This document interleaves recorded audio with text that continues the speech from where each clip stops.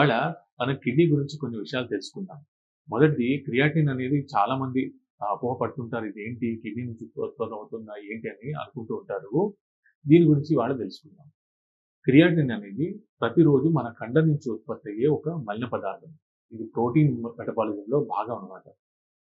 ఇది కండ నుంచి ఉత్పత్తి అయిన తర్వాత రక్తనాళాల్లోకి వెళ్ళి అక్కడి నుంచి కిడ్నీ చేరుకుంటుందన్నమాట. కిడ్నీ దీన్ని ఫిల్టర్ చేసి మూత్రంలో పంపించేస్తుంది. క్రియాటినిన్ వల్ల శరీరానికి ఎలాంటి లాభము ఉండదు. అయితే ఈ క్రియాటినిన్ ఫిల్టర్ ఏ విధంగా అవుతుందో దాన్ని బట్టి లెవెల్ అనేది మారుతూ ఉంటుందన్నమాట రక్తంలో. దీని నార్మల్ లెవెల్ 0.6 నుంచి 1 milligram per decilitre. Pregnant women అంటే గర్భస్థ ఆడవారికి ఏంటంటే ఇది 0.8 దాటకూడదన్నమాట. 0.8 దాటకూడదు. ఈ క్రియాటినిన్ పెరిగినప్పుడు కిడ్నీ పనితీరులో ఏమైనా లోపం ఉందా అని చెప్పి ఇండైరెక్ట్‌గా మనం తెలుసుకుంటాం అన్నమాట.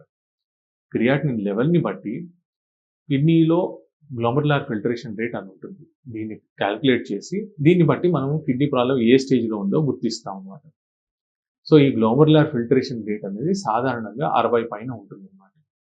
యుక్త వయసులో ఇది 90 నుంచి 120 వరకు ఉంటుందన్నమాట. వయసు పెరుగుతున్న కొద్దీ గ్లోమెరులార్ ఫిల్టరేషన్ కెపాసిటీ అనేది మెల్లిమెల్లిగా తగ్గుతూ ఉంటుంది. ఎప్పుడైనా 60 తగ్గినప్పుడు మనం కిడ్నీ పనితీరు తగ్గినట్టుగా గుర్తిస్తాం. ఇది క్రియాటినిన్ గురించి క్లుప్తంగా మనకి కావాల్సిన సమాచారం.